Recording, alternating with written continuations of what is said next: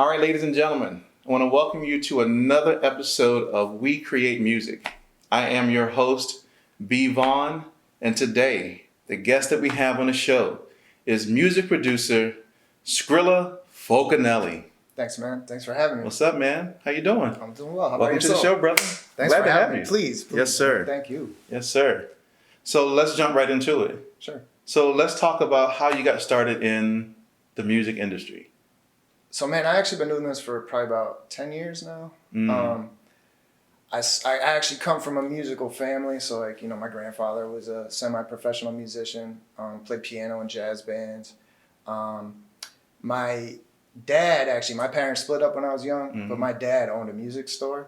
So I was like around that stuff when I was little. You know, we had a drum set. We used to bang on and just make up songs and stuff like that. So I kind of always think I was drawn to it, but I didn't really start making beats till about 10 years ago. Just on a whim, just got a copy of FL Studio. Man, I was about to say, did you start with FL? I did, yeah. FL Studio. We called it Fruity Loops back then, right. But I'm not gonna lie, I had a bootleg copy. I paid for it now, but just started cooking some stuff up, and I was never shy about showing it to people. I knew it was decent. I knew I had to learn more, but so I would show it to some people, and they'd be like, "Oh, this is actually kind of good." Like, man. So I just, I got a little bit of encouragement. Okay. And from there, I had been making beats for maybe, literally, it was probably like a couple months, and I was like, I had an opportunity to move to New York.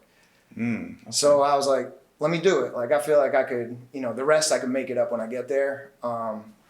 So I moved to New York when I first started like learning about networking. I had a friend out there, my best friend Caroline.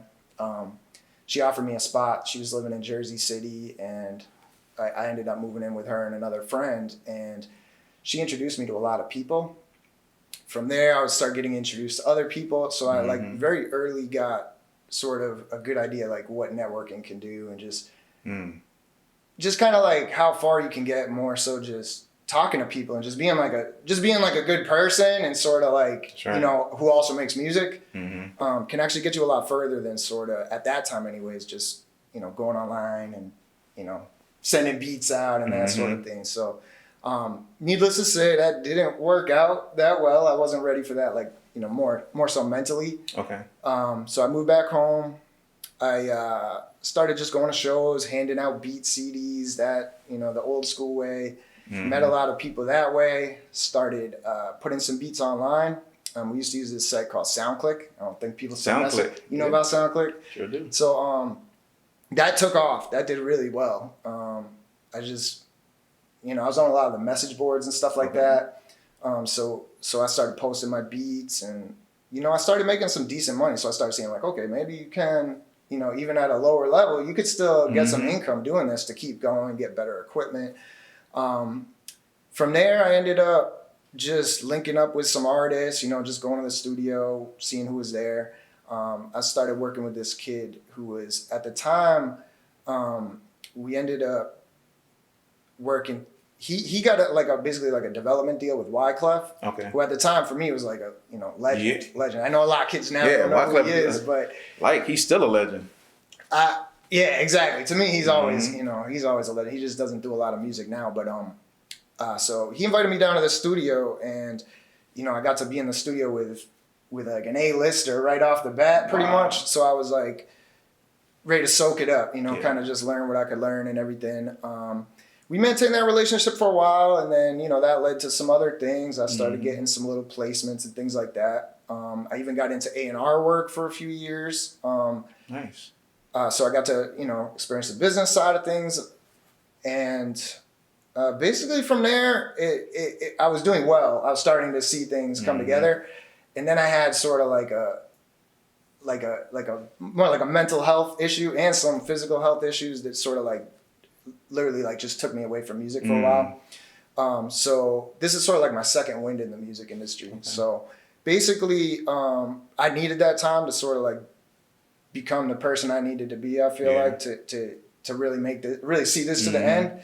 And so I'm older now than I would have liked to be, kind of like at the point I'm at. But all that stuff was important for me to get to where I am now. So So that's sort of where I'm at now. I was just sort of working a regular job, still making beats here and there. And then at one point it was just like an epiphany or something. I was just like, this is what I'm supposed to be doing. Yeah. Like, it's going to be hard. I got to give up a lot of comfort now because I sort of established myself, you know. Unlike a lot of people, I actually had a pretty decent job, you know. It was easy. I had a good life, a good apartment, a car, all the, you know, all the basic stuff. But I needed the growth. You know what I mean? Yeah. Like, I had these goals that were going unfinished. I don't want to be someday, you know, 50, 60 years old looking back going, oh man, I wish I'd have did that. So I didn't have I was never married. I don't have kids. So I didn't have a lot of things holding me back that a lot of my peers had that never, you know, finished the job. So I was like, you know what? I got some money saved up. I talked to my girlfriend. We came out here, you know, did a little trip, just check out the area. And I was like, I'm going to do this regardless. So, you know, if you're down, let's move here. And here we are in Atlanta. I quit my job, took all my savings. I paid for a year rent up front. Wow. And then I said, let me just make this happen. Like, the longer I have time to just be down here and keep working and be consistent, the better my odds are. But I'm with it. I'm committed now. So. Yeah, that's what's up, brother. Yeah. Wow. Yeah. Yeah. So a couple of things in there I want to go back and kind of touch on. Absolutely. So you said you moved from Florida, right? No, I'm actually from Massachusetts. Worcester, Massachusetts. Yeah. Wow. Yes, sir. From Massachusetts. Okay. Yeah. All right. So from Massachusetts, you moved from there to New York. Yeah. So straight up, I had a studio session. You know iStandard, right? Yeah. So they do these. I'm super familiar with iStandard. Yeah, I thought you did, but they got these events called Collab Lab. Where they get a bunch of producers and writers in the studio. Yeah. So I did one of those that was all night. It was 24 hours straight, and it was crazy. So I started going to a lot of those, as many as I could. They would have them in New York, which is like a 3-hour, 4-hour drive for me. So I went to one of those on the way down, and then I crashed at a friend's house in Jersey. Okay. And then we just drove down that next morning. Wow. So we hit the studio on the way down, came down here, all our stuff packed up, and it's kind of crazy, man. We were staying in a trailer. We were staying in like a camper in Decatur that we rented. Somebody had an RV camper set up in their yard, and we're just renting it on Airbnb. It was like the cheapest option that also allowed. I got the dog, so they let us have the dog and everything. And it actually ended up being not so bad. That's so crazy. Yeah. We stayed had a camper in their yard and rented it out on Airbnb. Facts. Yeah. Wow. That's just ingenious. Different ways to kind of figure out how to make. Yeah, man. It actually ended up being pretty cool because we had originally seen like some spots that we were interested in, but it didn't end up working out. So we figured we'd just stay there while we look. It just ended up being like perfect. Like, it was a good location, and the guy who was renting to us was super cool. He was a real estate broker, so he gave us a lot of advice and stuff. Talked us out of some probably like poor decisions that we were gonna make out of desperation. And then we actually ended up needing to stay a little longer, and he hooked us up. It just worked out. He needed somebody to watch his dogs, and he was like, hey, if y'all want to stick around and watch the dogs, you can stay. And I was like, man. Like, we'll watch dogs. Yeah, we're dog people. We're very dog friendly. Right. That's right. So, okay, so you went from Mass down to New York. Yep. But one thing you said in your introduction was that you were there, but you kind of said it didn't really work out because you weren't mentally prepared for it. So what do you mean by that? So I feel like kind of like mental health is sort of still, like, we're getting there, but it's still sort of like some people don't really talk about. It's the dark side of the music industry. I feel like it's just a dark side of everything. Everything. I mean, people don't really talk about the whole, and I've talked about it several times with people on the show, but a lot of people don't really kind of talk about the mental health aspect of things. So I would love to get into that then, because for me to look back where I was then from where I am now is like it means a lot to me just to see how far I've come, like, mentally. You know, I wouldn't say I was like mentally unhealthy in the way a lot of people think of it, where I'm like, I wasn't like crazy or anything like that. Right. I just like didn't have the sort of mindset you need to really succeed in a business like the music industry. You know, like just like I came from a background of just being like really depressed and anxious and sort of like blaming other people for things that were my own problem. And sort of like once I learned to kind of take control of myself and just really self-awareness, just like really understanding, you know, having those like challenging conversations with yourself, like what is this really about? You know, and giving yourself the real answer, because we lie to ourselves just we lie to much, ourselves, if not more, right? Yeah. So a lot came from that, and that's sort of, I say that was the biggest thing. It was just sort of like realizing, all right, everything that's gone right or wrong is all my responsibility. You know, stuff happens, but it's gonna happen no matter what you do. So you really got to kind of like learn to take control of yourself, your own mind. You know. And I think a way people kind of shape their attitude around the things that's kind of impacting their lives also has a lot to do with, the way their trajectory in life, so how I handle a situation is either going to help me deal with this situation better, or is going to have me deal with the situation probably in a different way, or maybe a worse way than if I didn't have the right type of mindset when some of these things start to take place. Exactly. I mean, I learned basically the only thing you can really change is your own mind, the way you perceive things. So it takes training, it's different. It's like when you go to the gym the first few times, you get sore, you don't want to do it, you want to quit, but you got to just keep revisiting those same steps every day. Like, I used to always like think of something that went wrong and like focus on that. And now I'm like, all right, the first thing I'm going to ask myself is like, all right, what went well? What did I like? What was the best part? You know? And that really starts to slowly, I can't reiterate slowly enough, but it does change your thought process. And just, instead of always dwelling on negative things, now you're looking for, okay, what was the best part of that? What can I work with? You know?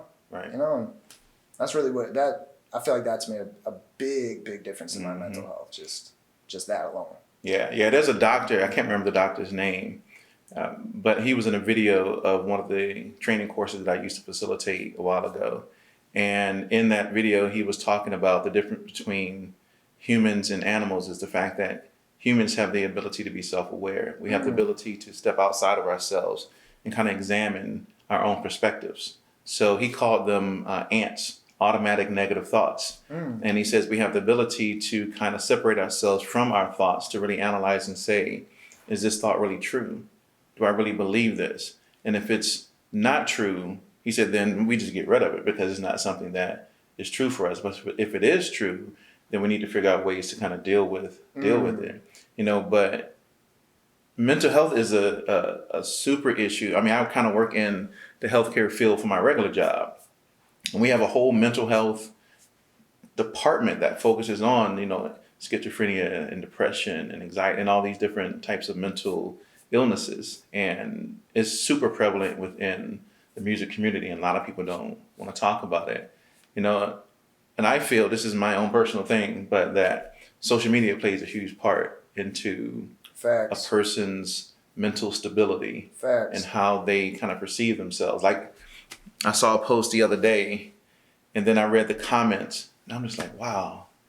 Like, one person with hundreds of thousands of followers can say one thing, and that can impact the mentality of a whole lot of people. Oh man, you couldn't have said it better. It's crazy sometimes.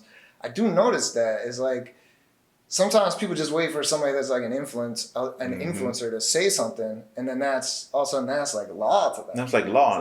Like I don't understand that. Yeah, like I don't know.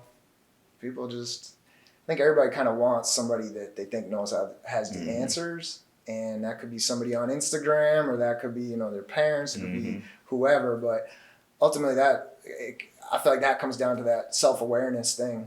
But it's kind of interesting what you're saying about those, the sort of mental health division and everything. It's like, I started to learn that, in the same way you could be generally healthy, but maybe, your cholesterol is a little high or something like that.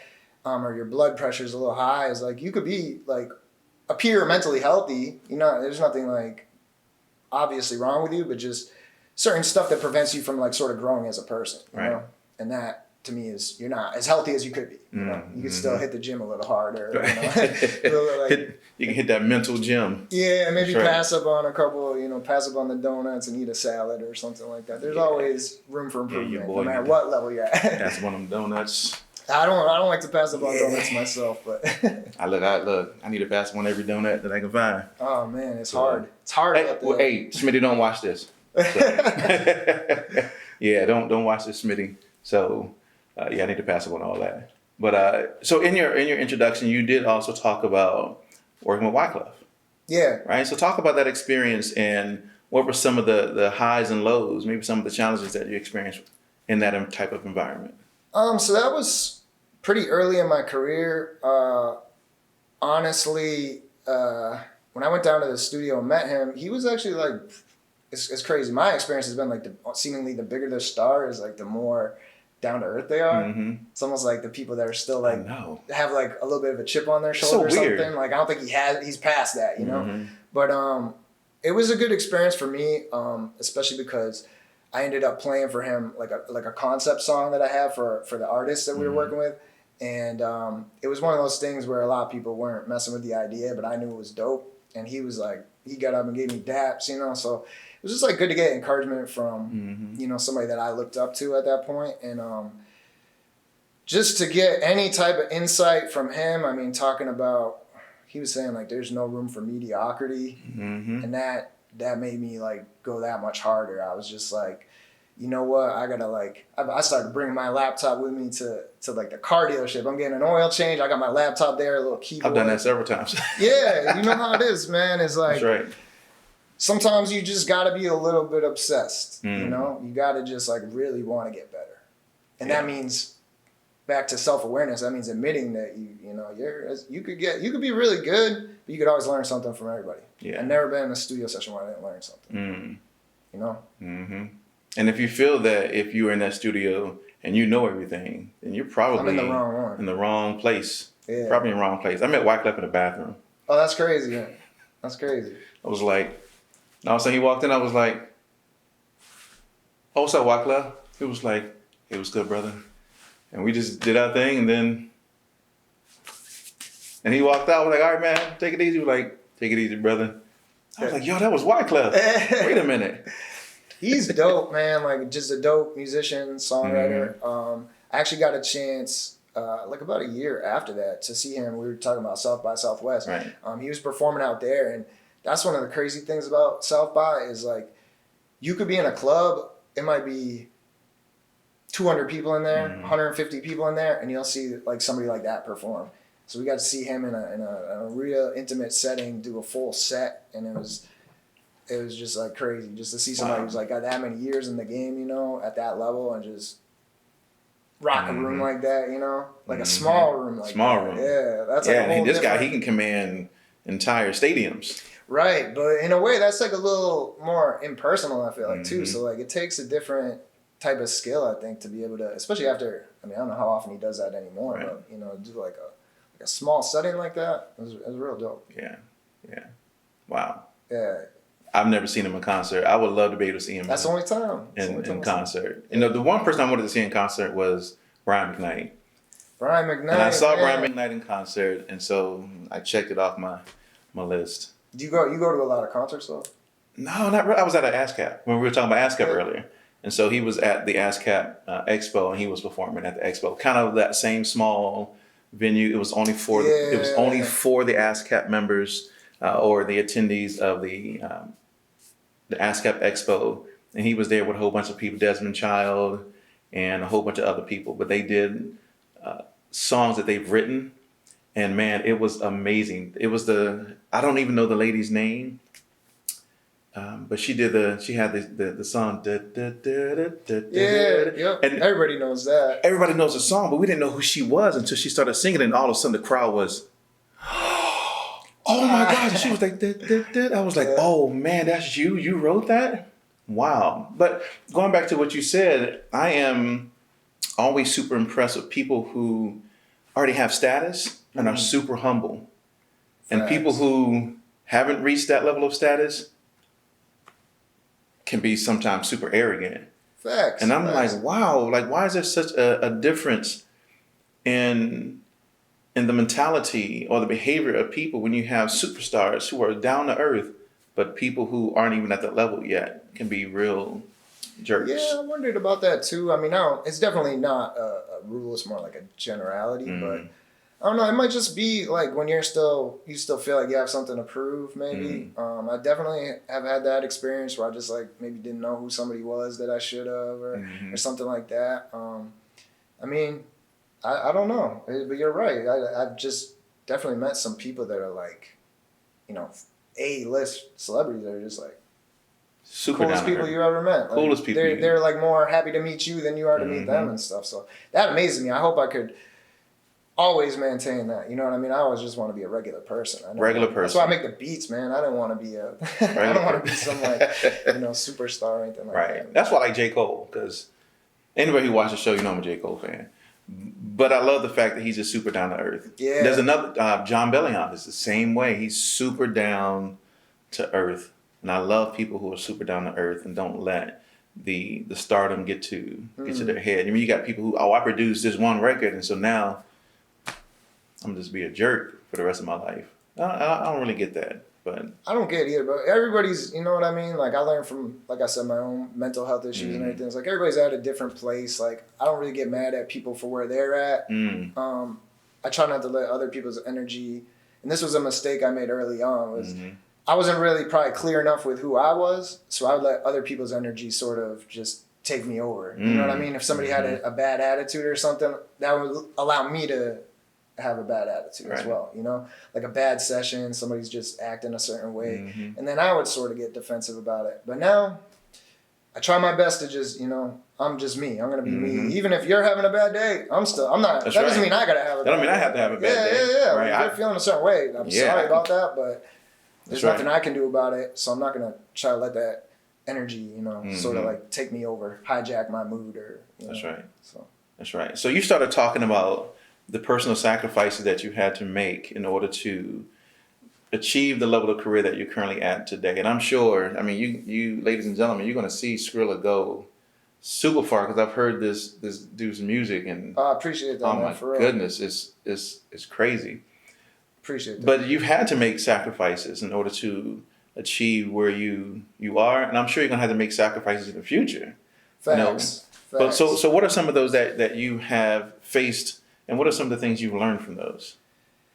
Man, so everybody says that is like you're gonna have to make sacrifices. So for sure, I'm sure every producer at some point, has dealt with something. At first, it might just be time. You might not be hanging out with your friends to get to a certain level. I feel like that's like one of the early ones. Is the time, maybe the money. I've been wise enough to try to learn to keep a low overhead, but. Man, I've been through it all, man. Just moving to New York, having to move back. I actually got robbed before I moved to New York, so I had $150 in an iPhone case. I went down there with a futon mattress tied to my roof. I slept on this mat on the floor, and I had $150 I had in that case. Wow. I had to borrow money to get a GPS, just so I could navigate my way around the city. Moving back, I had to move back home with my mom and my two brothers. That was, not something I was proud of, but I had to get myself back on my feet, so I went right to work. Then just everything, man. I had court cases. I had just coming down here. I don't really like look back on it a lot, especially like I said, I've only been in Atlanta for a couple months really, but just watching my bank account clean out just so I could get down here and just say like, all right, I'm all in. Like, this is the hand I'm gonna play. That was a big sacrifice for me.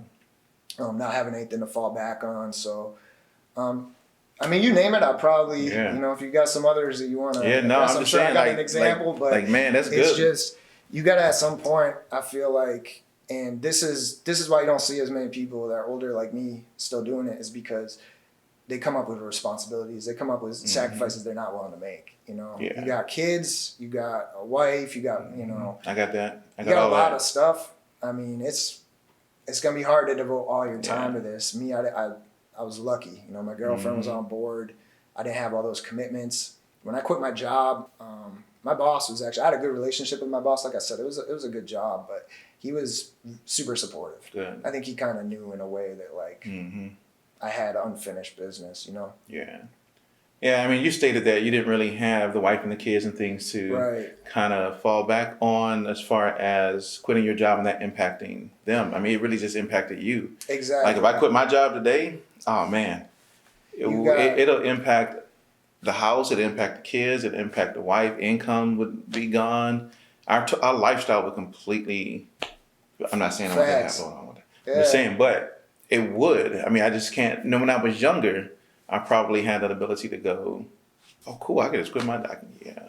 And it's super tough for us who, as we're getting older, we start to get all these responsibilities for us to kind of devote, as you said, all that time to.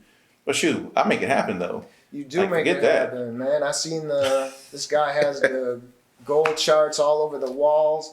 I mean, that's what it is, though. You know what I mean? Like I see you at all these events. That's how I know you. Is I see you popping up all over the place. It's like you do find ways to make things happen. Like I think just it's a lot harder for sure if you got wife, you got kids. Sure is. Believe me, I don't even understand. I never experienced that, so I don't even know how much of your time that really takes. But I think if you're really committed to doing it, you'll find a way. You'll find a way to squeeze in that extra time. It really is a matter of figuring out like what can I sacrifice from, what can I do a little inventory, budget these things out, schedule your time. Yeah, I can't be at the studio at like 4 o'clock in the morning. Oh man, because I got to go to work. I'll be there when I gotta be there.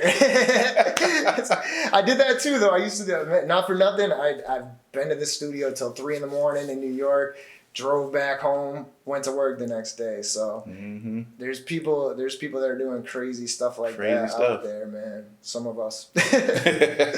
Some of us just. Woo. Trust me, I know about that.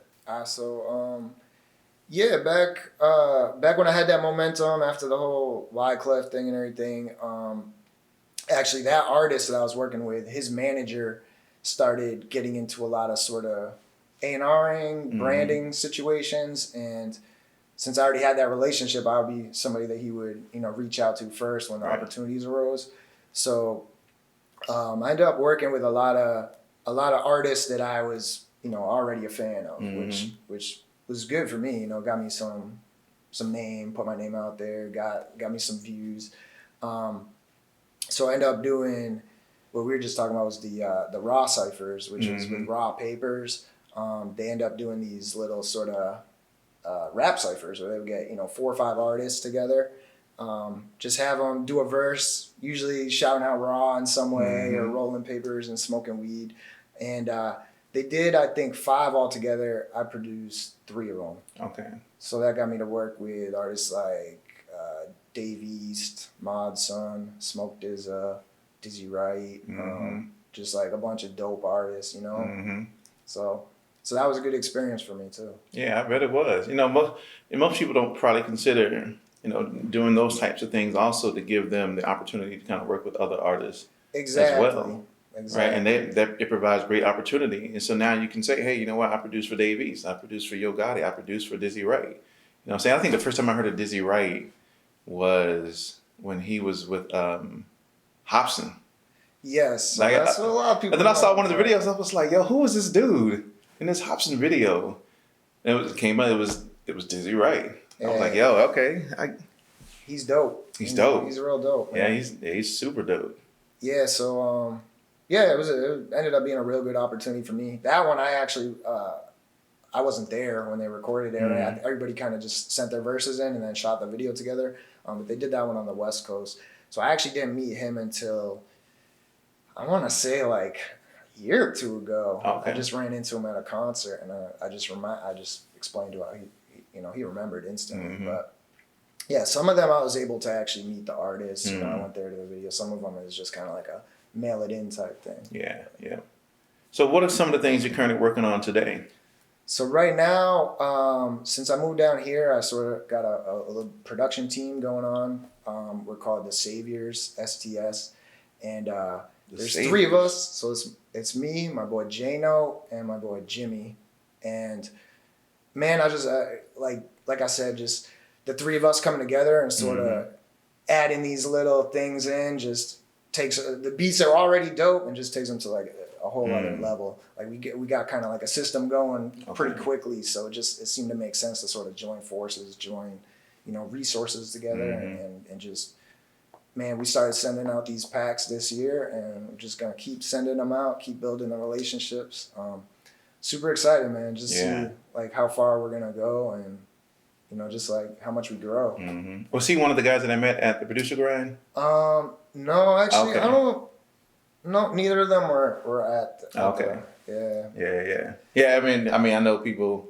Sometimes I usually give context to how I meet people, but I know we met first at the Producer Grind Facts. event. I had already seen, because I know Smart Boy, Lenny. Shout out to them. And they did they did your show already, so I instantly recognized. Yeah, so I was wearing a shirt, and he was like, "That's the power of branding, though." He was like, "Yo, that's yeah." So I'm glad you were able to come on and kind of talk about your own experience. And so, I mean, for those of you who don't know, I mean, there were some other things that we got into conversation about a little bit earlier, where we started talking about like Kevin Hart. Yeah, you know what I'm saying? Yeah. And I mean, I don't know if you've seen the Kevin Hart documentary, but if you have not.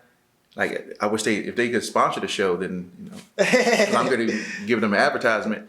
But I mean, Kevin Hart's documentary was super inspiring.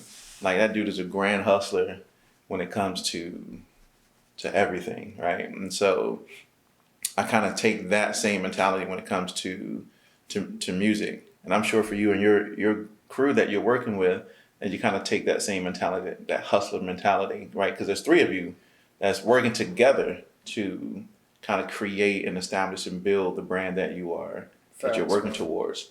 So talk about some of before I said, make sure you check out the Kevin Hart documentary though. But talk about some of the things that kind of are the highs and lows of you guys kind of working together. I mean, you're kind of fairly new working together. Yeah, so I moved to Atlanta at the end of October.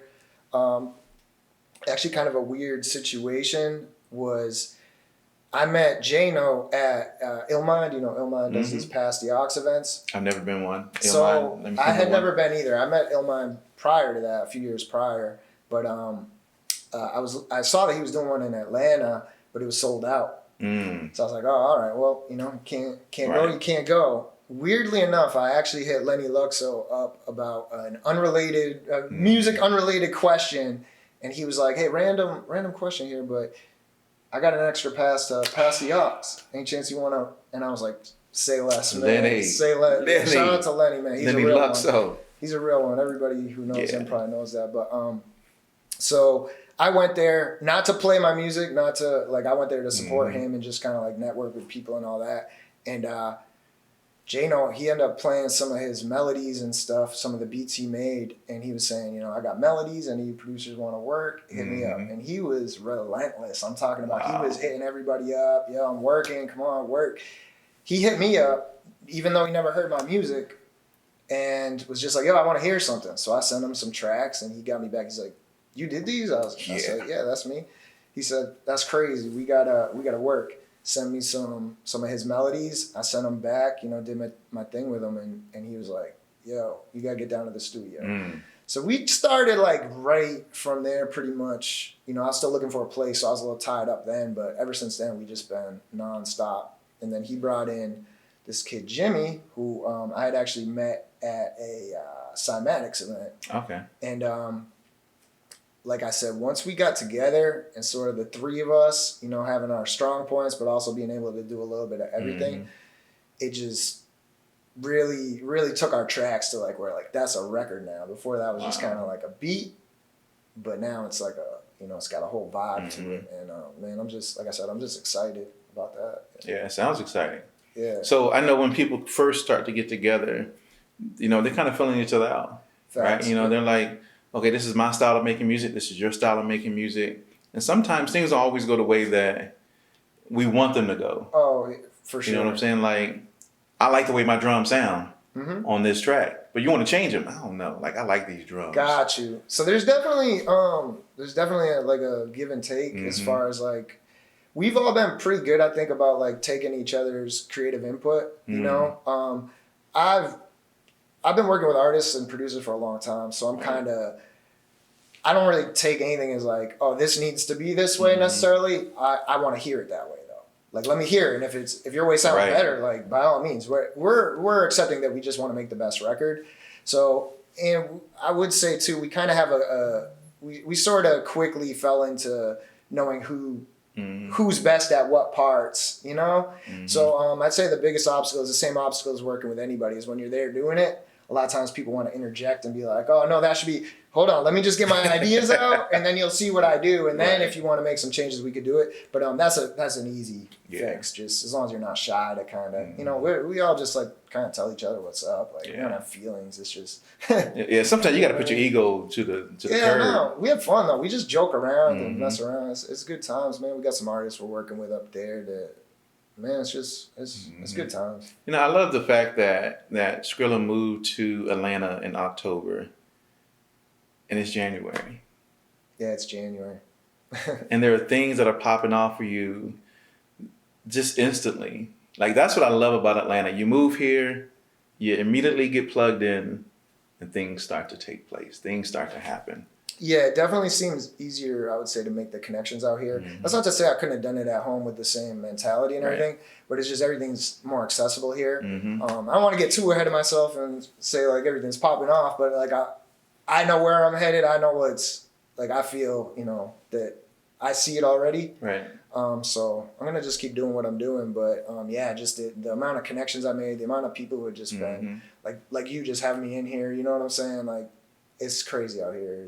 It is. A lot more acceptance. Like, if you're about it, you're good and you're cool to work with, people will treat you well. They will treat you well. I like the fact that even in your introduction, you said it was just about being yourself. Yeah. And if you are yourself genuinely, people will just naturally gravitate towards it. I think actually, I'm glad you said that, because that was probably like a big thing, mental health wise, just life wise. I wouldn't even say like music career. This applies to anything. It's like once I decided like who I wanted to be, you know, a lot of people, they get to a certain age and they're like, oh, I'm stuck this person forever. You know, you're not thinking it that way, but that's what you're doing.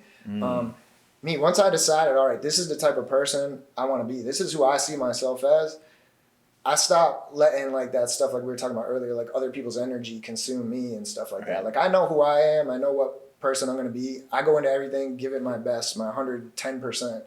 If that's not good enough, you know, it's whatever. I'll try harder tomorrow, but I don't let somebody else manage my expectations. Or, you know what I'm talking about? Like everybody comes up with these excuses. I feel like they try to pawn off on you. Like I couldn't do this, so other people can do this. So that's why you can't. That's why you can't do it. But I don't even need to see that somebody could do it to believe that it's possible. But if I've seen that people could do it, if I've seen one person could do it, if I've seen a lot of people that could do it, then say less. Like I'm with it. Like he did it. There's a way, you know? Yeah. Like once somebody broke the 4-minute mile, hundreds of people broke the 4-minute mile. That's right. It just took that. And it was always achievable. Always achievable. Right. But just one person said, I know I can do it, so I'm going to go do it. But it's always achievable. Right. That whatever we set limits on ourselves. Big time. Right. And sometimes we allow other people to set limits on us. But maybe we don't even cognitively think about that what another person is saying or doing is setting limits on ourselves. But so we take their advice and we take what they say and we take the things that they do and we kind of limit us. But it's really limitless. Like there's nothing stopping anybody from achieving anything that they truly want. Yeah. You're going to have to work your tail off though. Facts. But there's nothing stopping anybody from achieving the only thing is this, is like you said, sometimes other people's excuses, when they pawn them off on you, you believe them, but it's still up to you to don't let their excuses be their reason for failure. Do you ever like get into philosophy or anything like that? Somewhat. So I started getting into philosophy a lot, and if if it interests you and you can get into it, if presented the right way, it's like that stuff will change the way you think about everything because it's always like pointing out the flaws in your logic. Like you start to get a lot more real with yourself. Like, am I like thinking things just for no reason, or is there actually some basis to what I'm believing? You know, so that all that stuff makes a big impact on you, though. Yeah, it sure does. Sure does. So speaking in that same vein, what advice would you give people coming into this music industry? What are some things they need to consider and to be mindful of? Man, my advice isn't even specific to music, but I probably would just reiterate that is, you know, decide what you want to do. Spend a lot of time thinking about that stuff. You know, ask yourself the real hard questions and really think about the answers, you know, like marinate on that, because the first answers are going to be the ones you're lying to yourself, you know. You got to get past that point. Sometimes you got to change. You know Charlie Rocket? You ever watch any of his stuff? Nah, I haven't. He was like 2 Chainz's manager. Okay. He ended up becoming a pro Nike athlete in his 30s. Wow. Like he had a brain tumor, like lost a bunch of weight, started running triathlons rather. He's incredible. But wow. Some of what he's saying, man, about just like getting yourself on that right frequency, like sort of, there are always opportunities, but if you're not on that right frequency, you're not like open to them, you're not like ready to tackle any challenge that comes your way, you're not even going to see them. You're not like on the right level to sort of access it. Right. You know?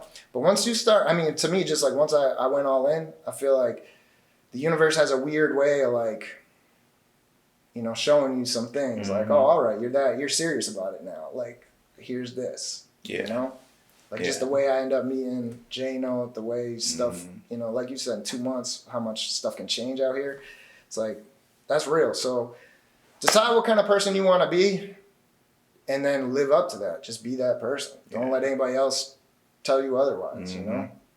Yeah, you'd be surprised how many people don't really know who they are. It's most people, I think. It's most people. That's why, like, you see people get mad in traffic. That's why. Well, it's Atlanta traffic. Like, you could be super secure and know exactly who you are, but it's Atlanta traffic, though. Man, it makes you just want to turn into somebody else. I'd be like, wow, yeah. But I feel like you probably didn't always feel like. Do you feel like you always kind of knew exactly who you were in like every situation? Nah, not in the very beginning. Not in the very beginning. I guess even in life, I'm still trying to figure out not really who I am, just what I want to truly do and what really matters. Like, so as an example, I mean, you know, I produce. I mean, everybody who watches the show knows. I see. They know that I produce. Oh yeah, I got the Reason down here. I don't care if y'all hate on Reason. I love Reason. Don't be hating on. Hey man, don't hate on Reason. Don't hate on Reason. Don't hate on Reason. Right? I mean, just because it doesn't, you know, have, you know, video capability to score video and just because, oh, my bad. But don't hate on Reason. Shout out to 803. She was big on Reason. Yeah, that's right. Hey, that's right. So I produce, right? But I've found that over the years that my skill set, and I'm still always going to produce, that my skill set is better used doing something else, right? So right now I'm managing an artist, Jay West. Make sure you check him out. Yeah, his art is dope. His single drops on January 20th called Forest. But by the time this airs, it'll already dropped. Probably the album will probably already be out by the time we get to that point. But in saying that, I've learned that over the years, because I've gotten older and I've been in corporate America for 20 plus years, that my skill set is better serving on the business side than it is on the production side, right? Am I good at making beats? Sure. But I'm better at the business stuff. And so, you know, you asked a question. I feel like I'm being interviewed, right? But you asked a question. Oh, I thought we were having a conversation. No, we are, of course. But I mean, I feel like that's where I shine the best, is on that side versus just on the actual pressing pads type side. And so I feel comfortable over there. Plus, it just allows me to get a better foothold into the music industry, because I can now say that I'm the CEO and founder of Magnum Opus, which is a music and media company that focuses on artist management and development and media production. See, right? That's dope, man. So I can that's my intro into getting into, you know, talking with the heads of Sony and all these other organizations. But I found myself being better on that side than on the production side. There's nothing wrong with that. I think Illmind had been talking a lot. Somebody's been talking a lot about that lately. Is that, you know, a lot of people, you might make dope beats, you might really love making beats, but you're just not the type of person, or like, there's certain things, like not everybody's going to want to go in the studio with certain people, you know what I mean? Or they might be too intimidated, or, you know, there's any number of reasons why you might not be cut out to be like a producer, but still be involved in music. Right. Like if you're, you know, 35 years old, like you're probably not going to get into the NBA. Like it's very unlikely, but you might be able to get into the NBA with a front office. Right. You might be able to get into broadcasting. So There's been a lot more talk about that lately. I think is that there's so many different avenues that music might just be like one step on the journey to something where you're still involved with it. But yeah, I mean, I had those questions with myself, especially when I was doing the A&R work. I really enjoyed doing that. I'm still open to doing that more in the future, but I was like, you know what though, the music challenges me the most. Like this is where I feel like I was gonna grow the most. So, but everything you're doing, man, is dope. Well, I appreciate it, man. Thank you. I appreciate that. But I mean, people have to find out what they're really good at and where they really can fit in and say, am I really? And I think that's something when you talk about being self-aware to go, do I really make good beats? Like right now, the thing right now, by the time this airs, it'll probably have already been passed, is the whole thing with Cassidy and him posting up beats on Instagram and people making fun of him. Yeah, I'm going to tell you, everybody beats sucked in the beginning. I don't care who you are. I mean, your beats were trash in the very beginning. You go back and listen to your very first beat, I can guarantee it was like, bloop, bloop, bloop, bloop. I still make trash, man. There's still some trash in there, but you know what? I tuned in yesterday to Sound Oracle and Trizza. They do a podcast called Unquantized Podcast. I've heard of this, and that's exactly what they were talking about on the podcast. It was like Sound Oracle. He was saying, "When was the last time you made a fire beat, though?" And it was like, "You make a fire beat every time you sit down at the computer?" No, you don't. But everybody wants to portray and project like they make fire beats all the time. But every song they do is the best song. And it's not. And I think we have to come to a realization that we do not make always the best music. But once again, I was talking to a friend the other day, music is subjective. Facts. What I may think is trash, somebody else may go, you crazy. That's the dopest song I've ever heard. Exactly. You never know. Like we were talking about that little flip. You know, like that is even going back on that Cassidy. So I actually saw the Cassidy thing as like a meme. I never saw it post. I saw it as a meme, and it's funny. I actually I don't always do this, but I started checking out the comments just to, I don't know why. Sometimes it's funny. You know what I'm saying? Yeah, I know. But people were clowning on him. But then there was a few brave souls who went in there and like, yo, that beat's actually kind of dope though. So it's like, it doesn't matter. Like, and at the end of the day, for most people anyways, the beat's just a part of the song. That's right. Like my girl, when she listens to music, she hears the beat like is the last part of it. Like she's listening to the lyrics and everything. Like she's a writer, reader. She's more into that. Me, I'm more listening to the beat, dissecting that, you know, the melodies. And then if they're saying something, that's like the icing on the cake, you know? But like you said, man, one man's trash, another man's treasure. My kids will tell me real quick. Especially my 16-year-old.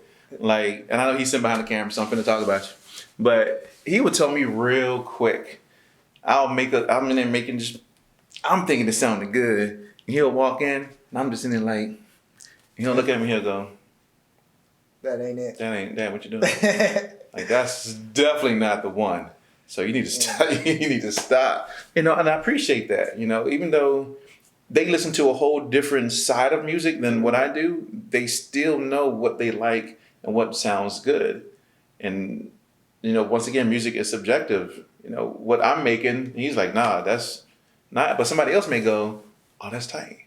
I like that. Facts, man. There's a lot of stuff now that, don't get it twisted, like, when I was in A&R, it was not that long ago. Like, we're talking, like, within the last decade. Like, you know, maybe 5 years ago or something like that. So, the stuff that's coming out now, a lot of that never would have made it onto the desk of our, you know, VP of A&R. Like, people like what they like. And there's a lot of interesting theories behind that of, like, you know, the little brother theory was one I heard about where sort of, like, the younger brother starts out listening to his older brother's music, and then eventually when he gets like high school age, he wants to have his own identity. So they start finding new stuff to gravitate towards. So that's why like a lot of the artists coming out now, a lot of people from, you know, my generation, older generations just don't mess with it at all. Me, I try to just appreciate it for what it is. Like it's not my job to pick what they like, you know. So if that's good music to them, then I can mess with it. Like music, I listen to everything. So if it's good music, or I'll find what I like about it. It goes back to that, you know. Find the part you like. That's right. When I first heard Panda, I didn't like it. Got you. Did not like it. And I was like, what is this dude saying? I did not like. I was like, I don't like what he's rapping about. The beat sounded. You don't like anything about. I ain't like anything about Panda. Gotcha. Man, ask me about Panda today though. That's the first. Let me find Panda. And I'm just driving down Atlanta Highway, just 285 South, just. Man, I got bras in Atlanta. Not only like, that. That's that beat and his flow. Oh man. Sometimes those are the best records, the ones you're not sure how you feel about it at first. But a lot of times, if you really love it at first, you're over it in like a month. But then like those ones that take a while to grow on you, you're like, man, I didn't even catch that part. Right. But I found out music isn't only subjective; it's very, very much like based on your context. Mm-hmm. Like when I was in Jamaica, man, that dance hall stuff just sounds different. Mm-hmm. Like you're in the atmosphere that stuff was created in. Like you're soaking up the vibes of it. You know, country music probably sounds better. You know, you go to the countryside in Texas, it's probably a whole different thing. But if you're in the middle of Atlanta, you know, in traffic maybe, and you're not a country fan, you know, it might not sound the same. Yeah. It may not sound the same because maybe at that moment, I'm not in that mood. Yeah. You're not going to relate to it the same way. I'm in the mood of Ludacris, get out of the way type stuff. Like, I need you to move because you're driving so slow. I don't get it. Atlanta, why you driving? Oh my gosh. Damn, I'm lucky because I go to the studio usually at night or like late morning. So I'm kind of like in between. Yeah. And I got a good location. But yeah, I've heard about the traffic though. Stop driving slow. I know. Stay off your phones. Stop driving. Stay off your phones. I was driving in traffic the other day and this lady literally. Oh yeah, they don't even look. I mean, literally, she was scrolling. Just through her phone, just. Now, don't do that. Don't do that. At home, don't do that. Now I'm driving. Now I'm just having to look over, and she. So. She must be from Atlanta though. She must be. I'm scared of driving out here sometimes. Like you see all the times when the highway splits off, and then every single time there's somebody cutting across. So I'm like driving with like hands at 10 and 2. You're like I'm tensed up. You're tensed up. You're super aware of what's going on, and. The semis stay off the road, but oh my God, I can go on and on about the whole. Man, you have an idea, but I like the state of just driving and vehicles in disrepair. Right, I'm seeing it's like. Right. What amazes me about Atlanta traffic is that you got people that have been in accidents. Yeah. And they are super driving fast, and you can tell they've been in an accident because the car is like. Oh yeah. Crushed in the front. That's what I'm saying. And these are the same people who go through traffic. And I'm like. You just went in an accident yesterday. Why you witnessed a handful of that? Like they happened in front of me since I told you I've been down here for like 2 months. Like I could go a year without seeing an accident at home, but just people drive crazy out here. We have a bad reputation at home. So like Massachusetts drivers are supposed to be the worst drivers. Come to Atlanta. I love Atlanta. I love Atlanta too. I love Atlanta. I still love the traffic though. Yeah. And before I moved here, that's what people were like. You sure you want to move to Atlanta? I said, yeah. They're like, it's the traffic. I'm like, man, forget the traffic. There's opportunity down here. Gotta sacrifice that too. Yo, that's traffic. I hate the traffic. Man, I hate the traffic. You know what though? Not for nothing. Like the traffic here moves at least. Like it goes slow, but it moves. When I was in New York, man, I literally remember one night I was stuck in the tunnel for like 3 hours. You don't move in New York. You can't get out. You can't go in. And then you're stuck. You just gotta wait. That's right. You take a nap or something, but yeah. Well, man, I mean, I know we got a lot to still talk about. Maybe we can have you back. Absolutely, man. I would love it. I don't know if you're equipped to do it. I would love to have my Yeah, we'll figure it out. We can figure it out. Maybe I need to get some more chairs or get some stools. Yeah, we could even do it in a different setting or something. Maybe. That's right. Yeah, man. So tell people where they can find you. So you can find me at ScrillaBeats.com. That's SCRILLA. Beats spelled the normal way, you know. Without a Z. Yeah. Right? Yeah, you got it, man. That's right. Yeah, hit me up on Instagram, Twitter. I answer all my stuff. You message me, I'll get you back. So it's the same on Instagram, Scrilla Beats? Actually, Instagram. Damn, I messed up. It's Scrilla Fulcanelli. Scrilla Fulcanelli. Scrilla Fulcanelli. I'm telling you. What I was impressed with in the very beginning was his business card. I'll give you a sticker, right? Yeah, you gave me the sticker.